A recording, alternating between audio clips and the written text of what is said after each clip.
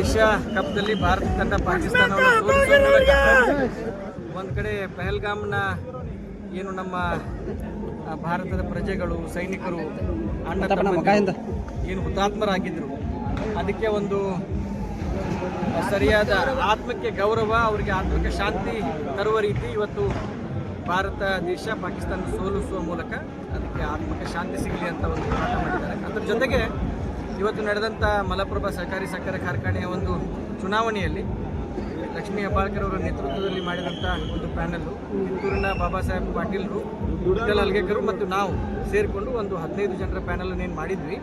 ಈಗ ಬರುವಂಥ ಸದ್ಯದ ಮಾಹಿತಿ ಪ್ರಕಾರ 15 ಸೀಟು ನಮ್ಮ ಪ್ಯಾನೆಲ್ನಲ್ಲಿ 15 ಜನ ಅಭ್ಯರ್ಥಿಗಳಿದ್ದರು. 15 ಜನ ಅಭ್ಯರ್ಥಿಗಳು ಲೀಡಲ್ಲಿದ್ದಾರೆ.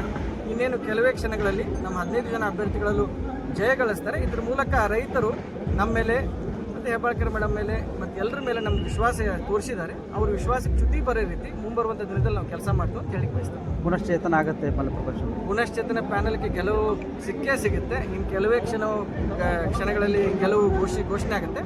ತದನಂತರ ಎಲ್ಲ ಗುರು ಹಿರಿಯರ ಆಶೀರ್ವಾದದಿಂದ ಎಲ್ಲರ ಸಹಕಾರದಿಂದ ಈ ಫ್ಯಾಕ್ಟ್ರಿಯ ಪುನಶ್ಚೇತನ ಕೂಡ ಆಗುತ್ತೆ. Thank you. ಓಕೆ.